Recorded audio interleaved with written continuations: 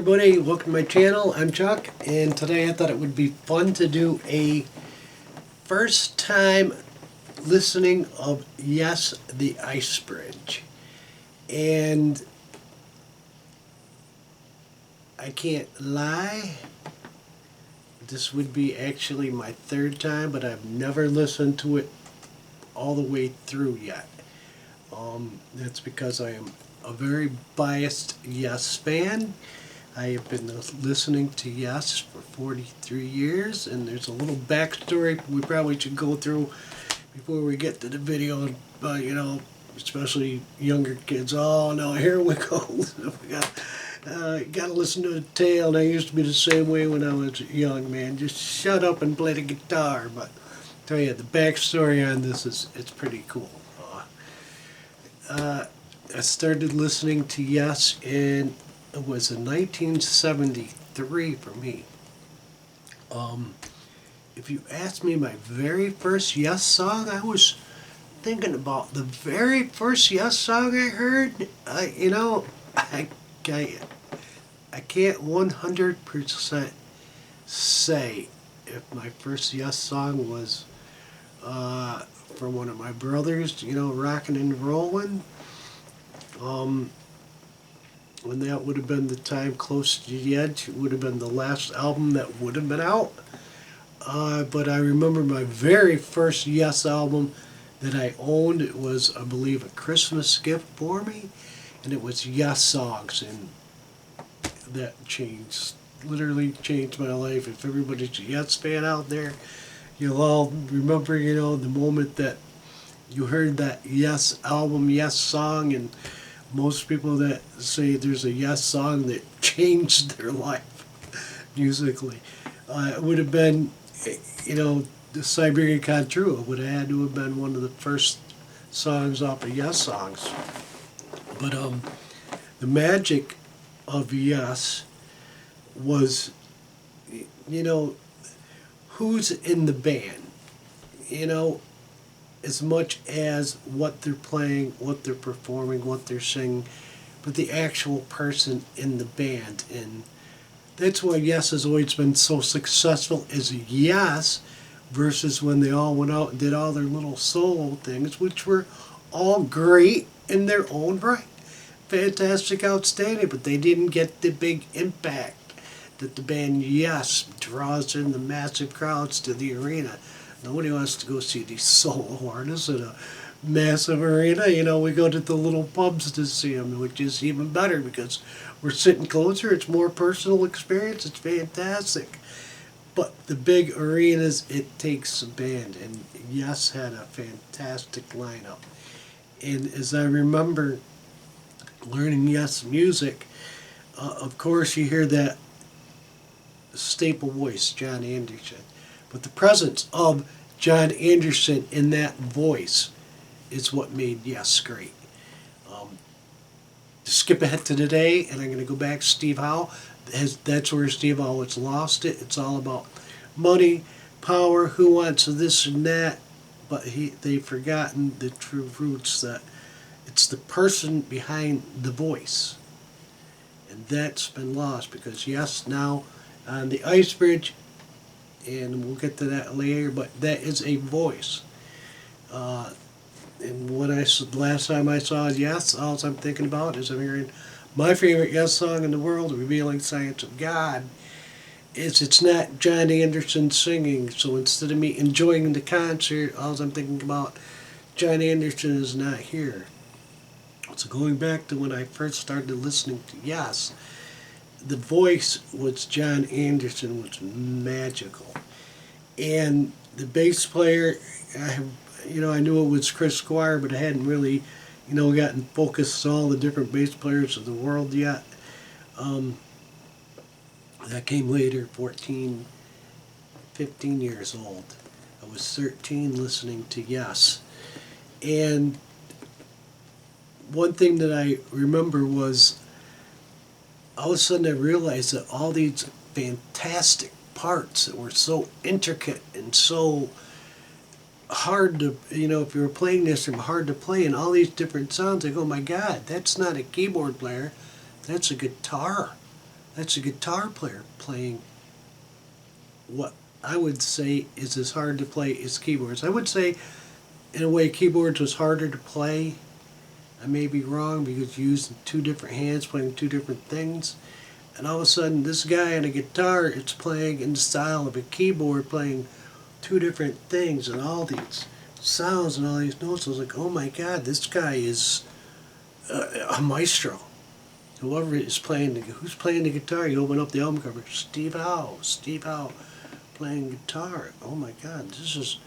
So now I'm re-listening to everything again and realizing that Tales from Topographic Oceans, some stuff I thought was keyboards, is no, it's not keyboards.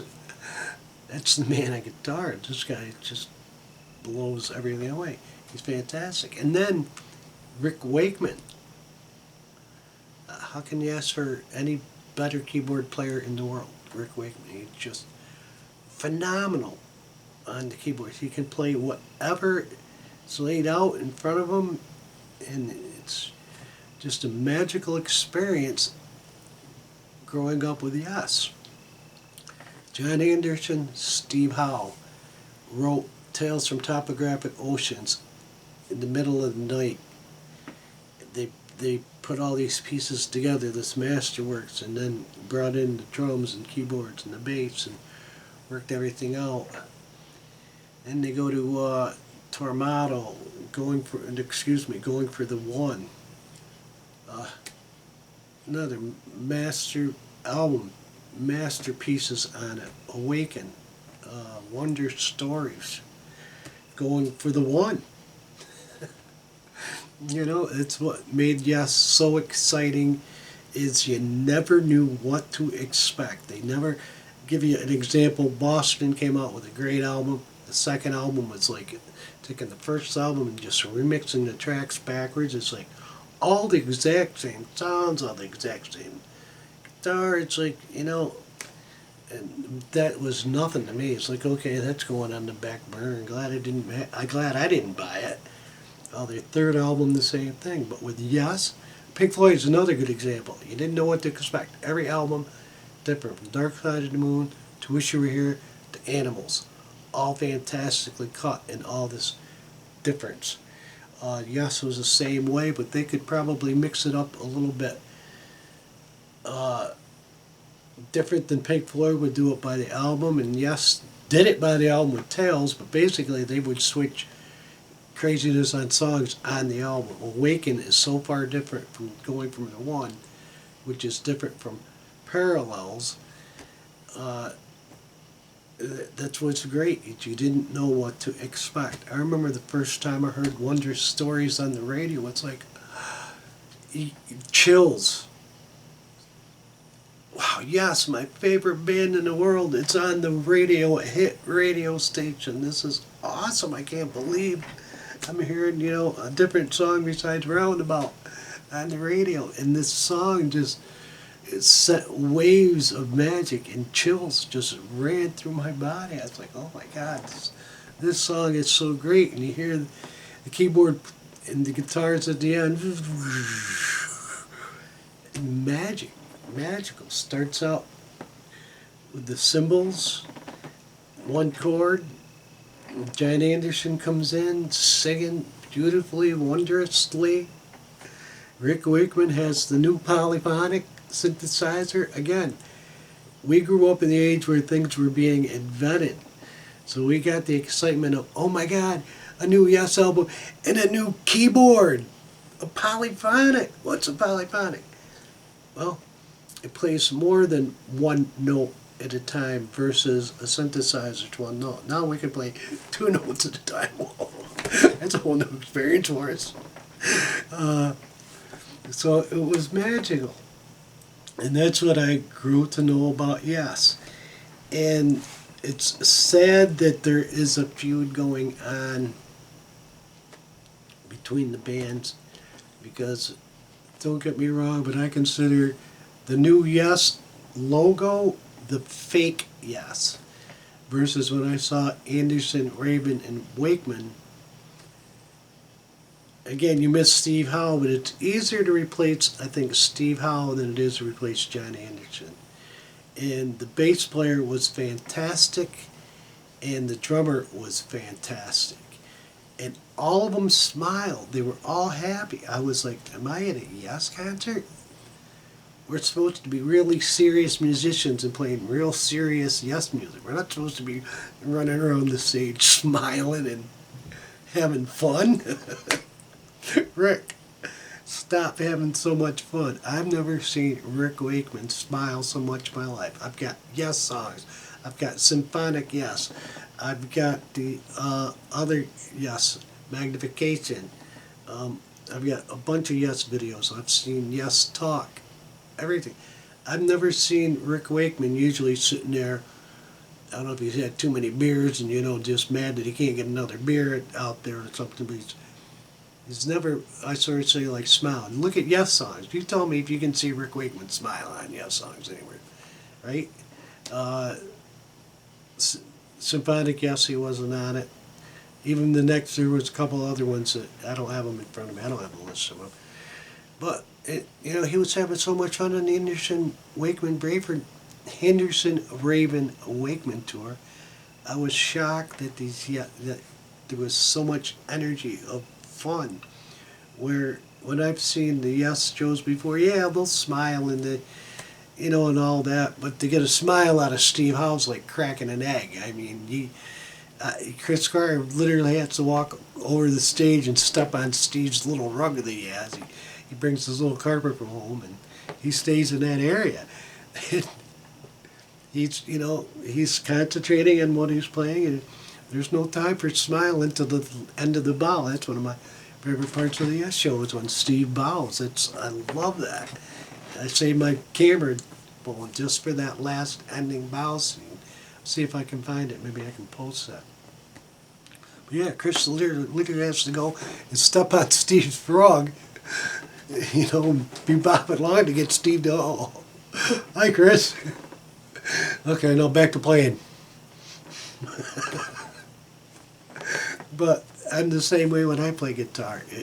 I notice most of the videos I play and I'm like, oh my God, I look so mad.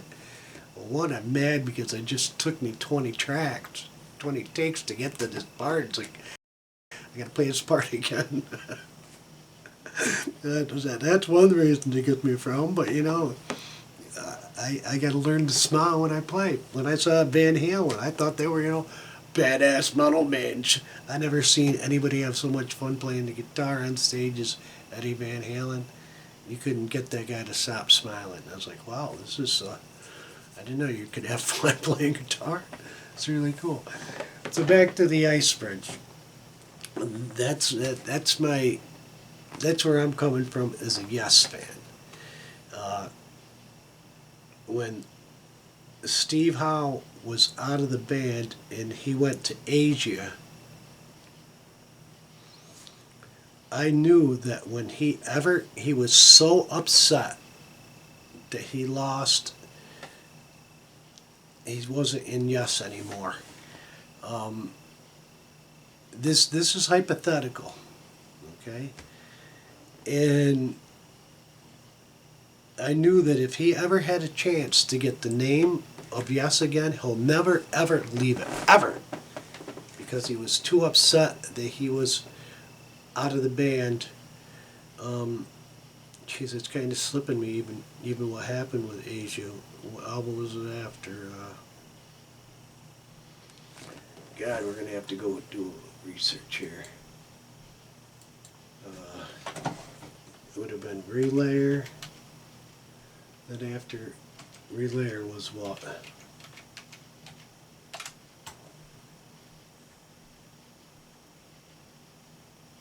Drama.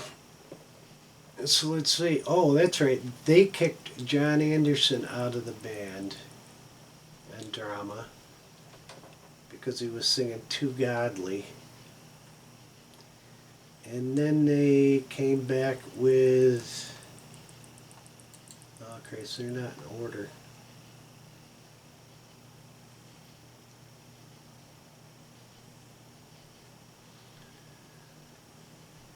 So they continued on as Alan White, Chris Squire,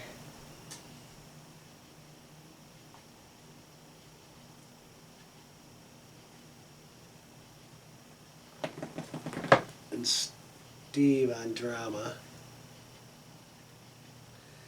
And then I know when Steve came back, that would have been what was the first album Steve Howe came back to Yes on?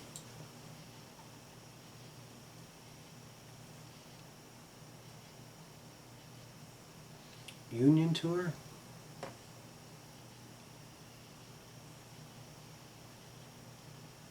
Then they had the Masterworks album. Magnification, Yes, which is a great album. The Ladder. But I knew that Steve, once he had control, he would never ever give up the Yes name. So to continue on, because normally somebody gets sick to go to the hospital, they get a replacement, yeah, when he comes back, you know, see ya, but that's not what happened with Jon when he got sick. So it's sad that, you know, Steve has to cling on to Yes.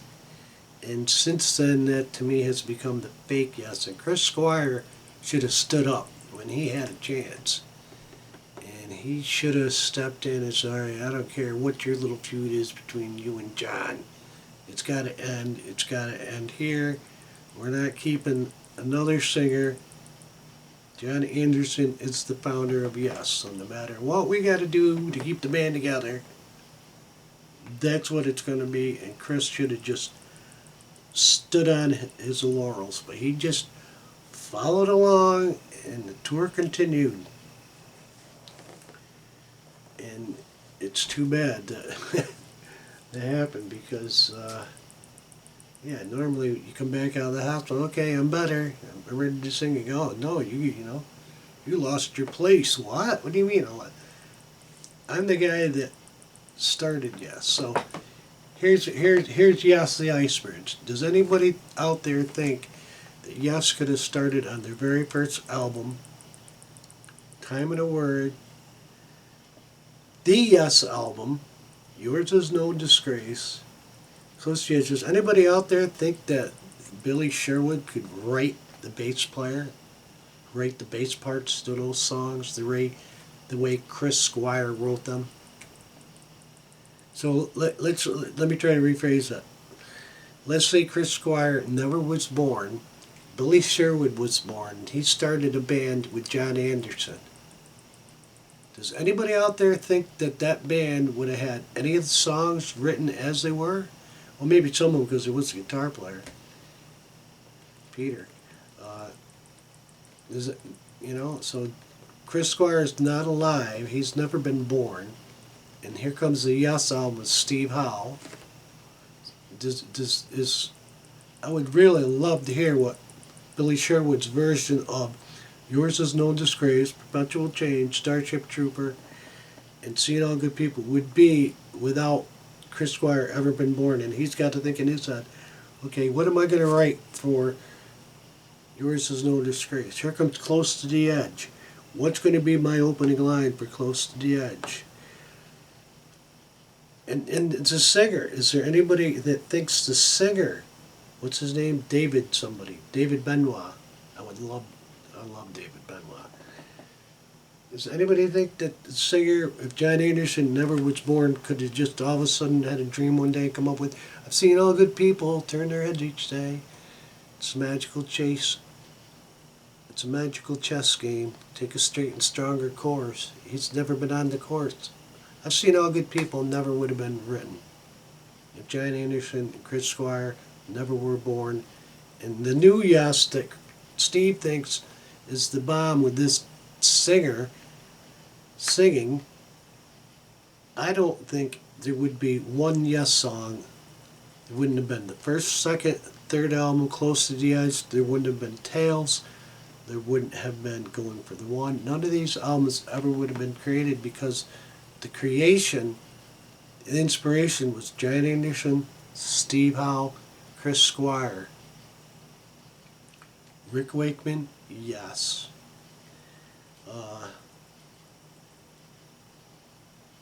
But without Rick Wakeman, so was the first album, the second album. The Yes album was still made. And Fragile probably sort of had Roundabout, and just might add a little bit different flavor if Patrick Moraz was playing on Fragile, if he had to write the part. Again, I would love to hear what Rick Wakeman would have wrote on Relayer. Can you imagine what Relayer would sound like with Rick Wakeman on the keyboards, creating everything from scratch? It's mind-boggling to me.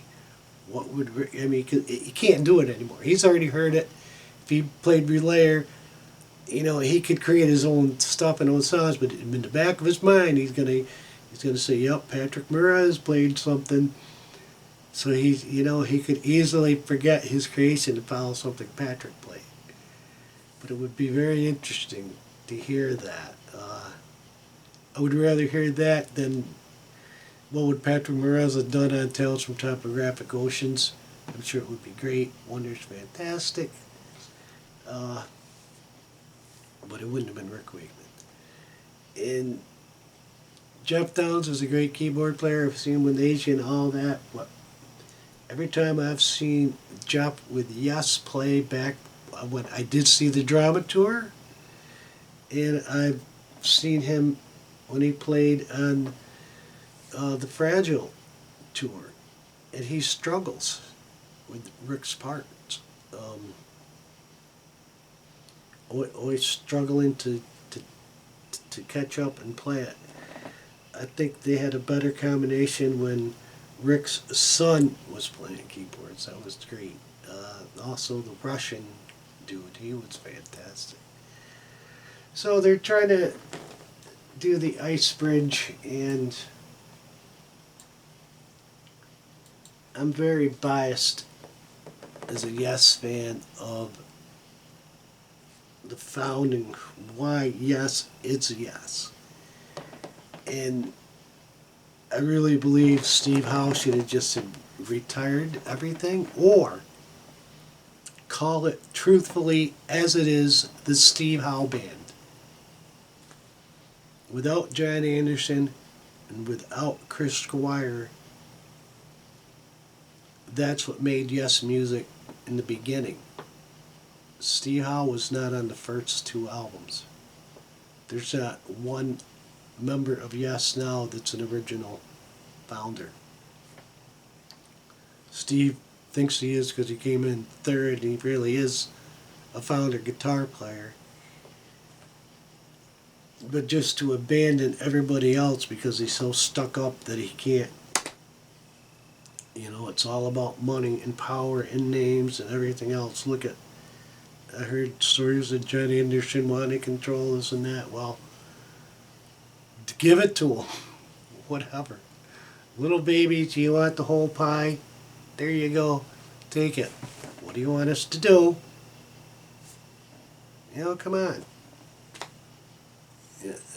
I don't care who's in charge. I don't think anybody that's a Yes fan cares who's in charge. We want Yes back. Period. So I had trouble listening to the Ice Bridge the first time I heard it. Mainly, as I said, the thing that was exciting for me as a Yes fan was new sounds. When I heard Wonder Stories, everything was new polyphonic keyboards and all that.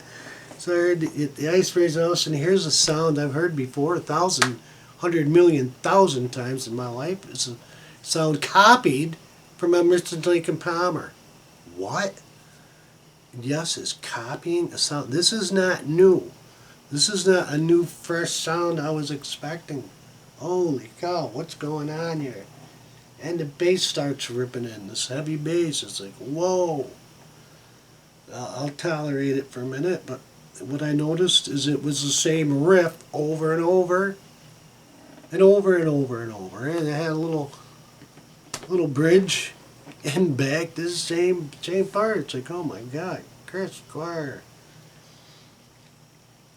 I pray to the soul, in the name of the Father, Son, and Holy Spirit. Chris Squire. Peace be with you, brother.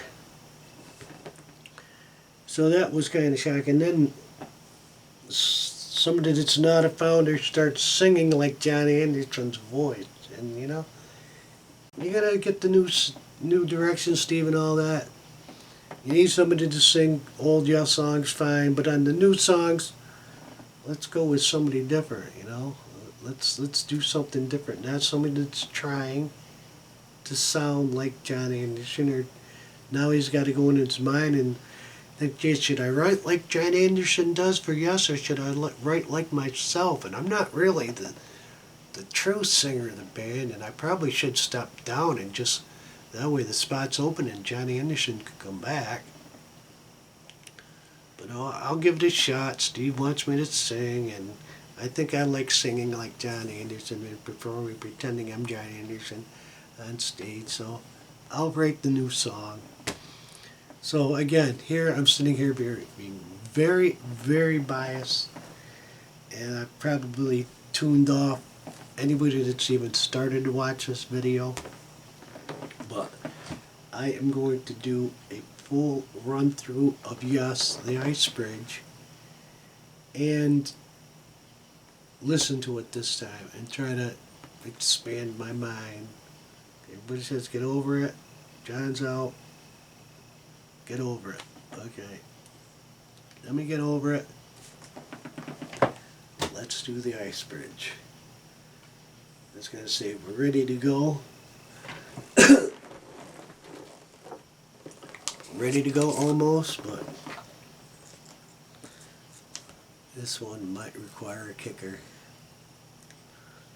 And that's another thing I love about Jon Anderson is, we always knew he burned. But now I know for sure 100% that he burned this much weed. Besides, I heard stories of them guys getting massively stoned and high. And Anderson, Bruford, Wakeman Howe. Wrong, even though that's one of the best DVDs I've ever seen. Anderson, Raymond, Wakeman on the long distance runaround. Jon Anderson specifically sitting there smoking a joint on one of the things. But yeah, Yes Music is made one for headphones, 5.1 surround, digital surround.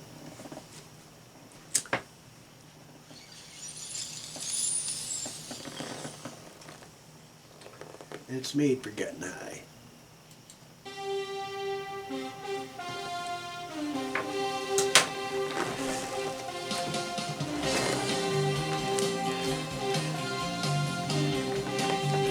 Might as well listen to it afterwards.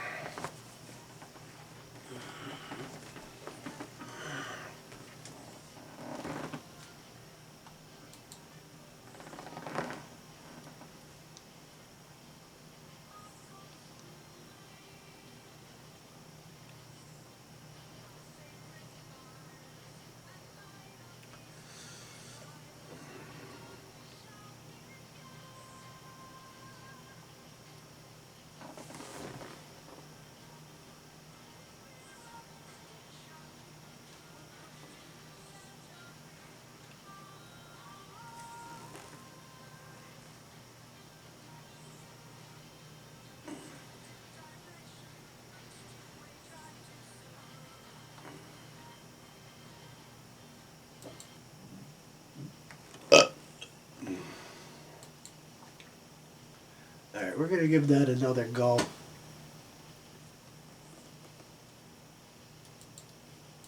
Cut. Cut.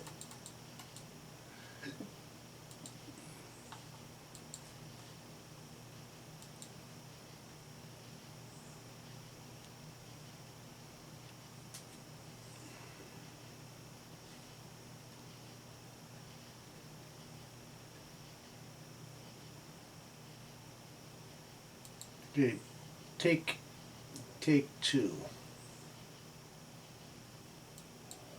Because I want to see what he's saying. Who wrote the lyrics?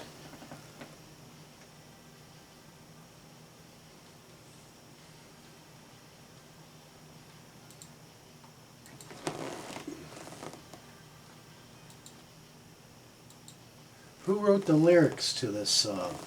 That's what I want to know. I know who's singing it, but did he sit down with a pen and paper with Steve writing or somebody else writing? These are what I want to know.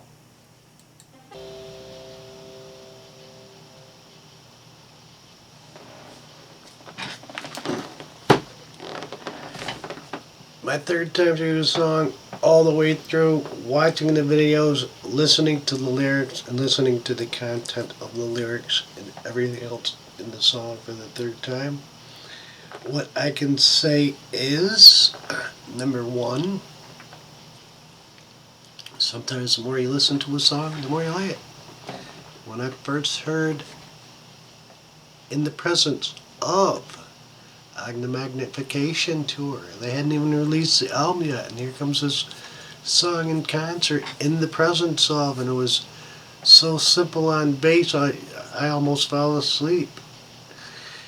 And it is truly one of my favorite Yes pieces of all times. It is a masterpiece. You know, on every Yes album, there's always a couple songs that are fillers, and there's always a couple songs that you just like, you know, hey, this is going to be huge, magical, it's big, and Magnification was great. There's a lot of great songs on the album. In the Presence of, though, became one of my favorite songs of all times, and when I first heard it, I was like, oh hum. So this is only, and the same with Taylor Swift. When I first started Shake It Off, I was on TV. It's like, oh my God, this is the song, you know, is out here on an awards show, and she's got all these, you know, super hits with 22 and everything else. Well, the next thing you know, I listened to Shake It Off a couple of times, and it's like, wow, what? I understand now, yes, totally why you played that song. It's because it's fucking great. Great song, great video. She's great.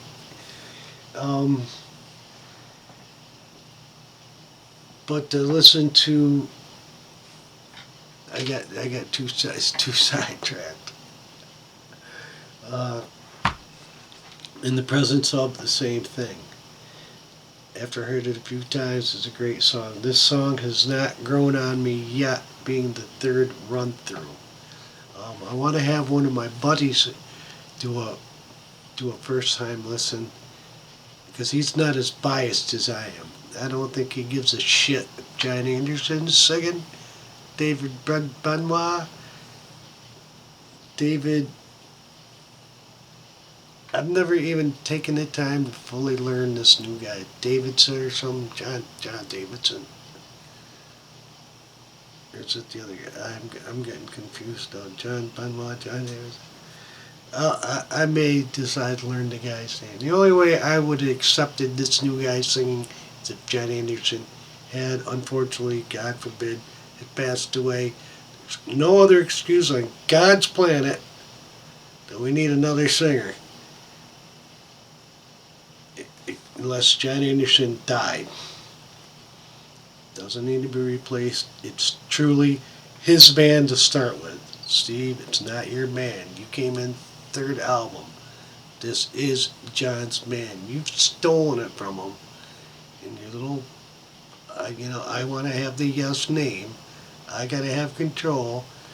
I remember on it, your GTR eating the table, eating your carrot and cucumber like a little rabbit. Sitting here, yep, guitar player's got control. You and Steve Hackett, yep, 100%. Got control of everything. Bass player, you're going to tell him what to do. Keyboard player, you're going to tell him what to do. Drummer. You know, that's not what made Yes great. It's like America. What made America great is all the different people coming in the world together.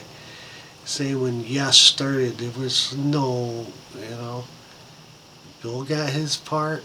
They didn't tell Bill what to do. Bill's like, I know we were joining and making a rock band, but I kept playing jazz and nobody told me to stop. Yeah, 'cause you're doing your own thing. Rick came in, he did his thing. Everybody had control of their own part. So Steve, you're wrong. You don't need to have control of everybody. And I'm sure that this new Yes, you got control of everybody. They're out. If Jeff don't do what you tell him to do, he's gonna be out. The same thing with Billy Sherwood. You got him under your thumb. Billy does something you don't like, you're gonna tell him to hit the bricks. You got Yes now. You got control of who says what, where, when, who, why, how. And it's not right. As far as the album, as far as the quality of the production, this sounds fantastic. It's polished. If I heard the magic like I heard on the radio with Wondrous Stories, no. That's not the Ice Bridge. Maybe that song's on the album. Wondrous Stories wasn't the first song on Going for the One, but it was the song that made the radio. That's the one song that made the radio. Going for the One made the radio. I don't know when, and I don't know how many stations picked it up, but I remember I got so excited hearing Going for the One. My favorite band's got on the radio now, you know. I don't think they ever played Close to the Edge on the radio, did they? But I have heard the short version of America on the radio, and I have heard the long version of America on the local college radio station when he put on the longest song he had because he had to go and wait for the next DJ to come in. And the America ended, and there was a little pause. And then all of a sudden the guy gets on the radio. Hello, we're back. So no magic on there. Steve's, okay, let's talk mainly about Steve. He's the closest thing to the Yes member, being a true Yes member, is it sounded good, sounded solid. In a slight way, it's kind of like Parallels, where he's not trying to pull off all these crazy notes with chords and chord progressions. He's just noodle around the whole song. He's just tooling away. The tone is good. I didn't hear anything that would be spectacularly like off of Gates of Delirium or Sound Chaser or Parallels or Tales or Fragile, but that's good because that's what I like about Steve. He never plays the same sound. Never really plays the same lick. So this had a lot of things that was reminiscent of a couple songs, but I can't quite place them. But that's what Steve's not doing anything bad in here, but he's not doing anything that like Close to the Edge, where it starts out bam in your face, then it goes wham into your face.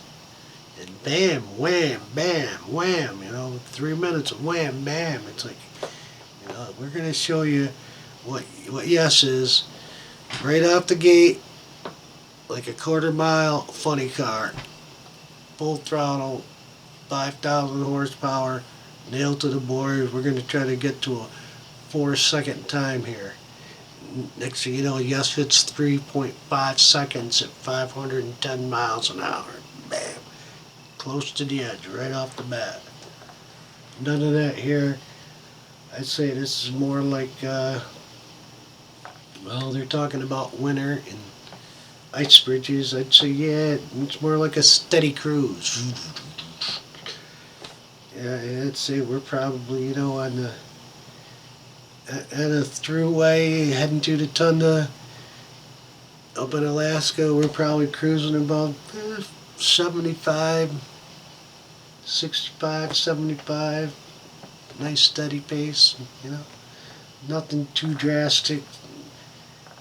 No crazy hills, just a nice rolling thing down the road. Steve's playing kind of reminds you of the pine trees, ice all over the green. Nice tone. Um, the vocals, I'll be honest with you, the content of the vocals just seem like somebody trying to just write as fast as he can something to make a record as fast as they can get it out. I gotta sing about something. What am I gonna sing about here? Project on a sky. Fly clear with the falcon. Fly clear with the falcon. Okay. I don't want to fly with the falcon. We must cross the ice bridge that light up these hillsides. Round our sacred fires that light up these hillsides. At dawn we shall begin. Yeah, dawn of a light lying between the silence of soul sources.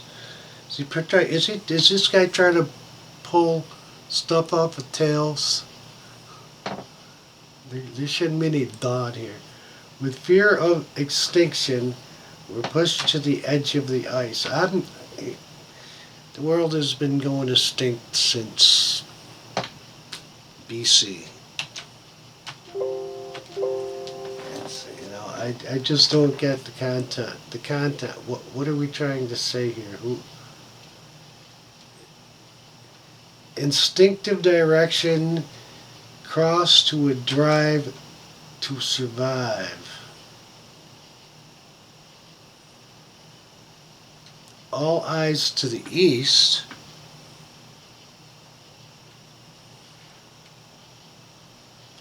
All eyes to the east again. Okay, all eyes. In a vision, snowflower elder crossed. So, I'm a huge gamer. I started playing video games with Mario. Changed my life. Mario. Nintendo. Then the PlayStation came out again. I changed my life again. And the PlayStation 2 came out. Changed my life again. SOCOM 2 came out. Changed my life again. Actually lived with a couple of my buddies. I live in New York. Playing SOCOM 2, I actually lived with one of my gaming buddies who lives in California. Power of gaming. It's friggin' incredible. So now I'm, right down to the Elder Scrolls here. Snowflower elder crossed. He has seen Snowflower elder.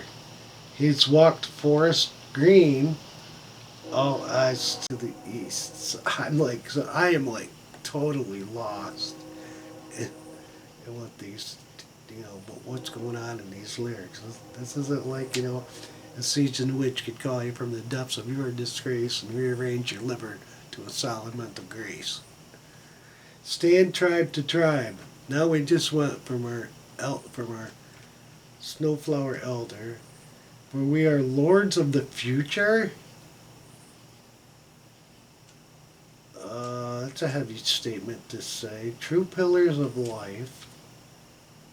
And if we're to arrive through such desperate times, we must stand unified. Oh, I can understand the unified part, and yes, if everybody stays together, okay, we can go with that, but it's just traces of ancestral faces. Oh, we're back to the ancient Tales album, but this time we went from Revealing Signs of God with the dawn of to now we're going to the third album, The Ancient. Traces of ancestral faces. Project on a blizzard torn sky. Okay, so let me try to find if we can get something to resemble a remembering, and then pop that back to the ritual. I'm almost thinking there's a little theme in here going on. Project on a blizzard sky. In a game of do or die. we're back to the gaming. First I thought he was a gamer, then I didn't think he was a gamer. Now I think he's a gamer again. Fly clear with the falcon. Perceived through the eagle's eye. The falcon and eagle's eye. This is an exponential ancient overdrive. This is an exponential ancient overdrive. Now I gotta start really thinking about words again. Exponential ancient overdrive. It almost sounds like one of the boxes I would want to make for my guitar effect. What do you got? I got the exponential ancient overdrive, man. What do you got? The Fuzz Whiz? Yeah. This thing's fucking badass, man. We must be getting the music. No turning back. We must cross the ice bridge. Okay, we're not turning. No turning back. We gotta cross. What are we crossing the ice bridge from? You know, that would be going back on all the lyrics I just said. Onward to sunrise. Onward to sunrise. Sunrise is in the remembering. Told you.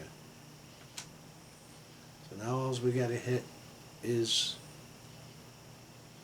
ritual in a race against time. In a race against time. All eyes to the east. All eyes to the east again. The snowflower elder crossed. All eyes to the east. In a vision, snowflower elder walked. Lands of green.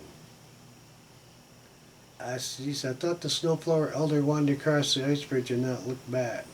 Snowflower elder crossed. Eyes to the east again. And the vision, snowflower elder walked. Oh boy.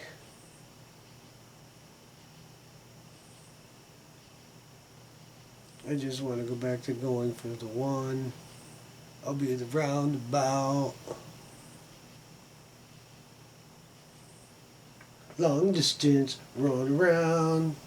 10 true summers, we'll be there laughing too. Well, it's been 10 true summers.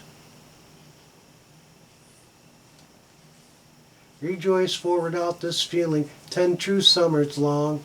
We go round and round. Well, they better keep going around and round and round and get their act together. This is Fake Yes without Jon Anderson, the man that started this band. With Chris Squire. This is truthfully the Steve Howe project. Fake Yes, ladies and gentlemen. Peace out. My review of the Ice Bridge. Scale of 1 to 10. Is this the song that would have enlightened me back when in 1973 to pull me into Yes? If there was no other song, no other Yes album out, and this is the first song that I heard, would that have put Yes into the ladder of drawing a crowd of 180,000 people to the JFK Stadium? It's the Ice Bridge, the same song. They would have packed Madison Square Garden for 7 straight days, a record-breaking event at Madison Square Garden. Yes, 7 days in a row. No band ever had done that. Not even Led Zeppelin. They beat Led Zeppelin out. So the Ice Bridge, I would say, on a 10 scale, putting close to the edge. The Yes album going for the 1. Fragile. Magnification, America, all the other Yes songs being a 10, I would, if I gave it a 5, it'd be pushing it. I mean,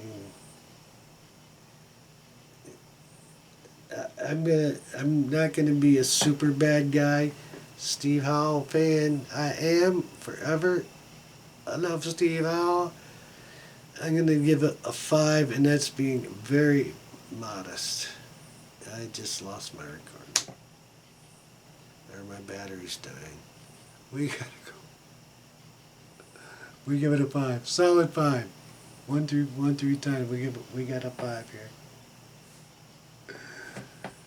I doubt anybody's gone this far on the tape anyway. I've talked way too long.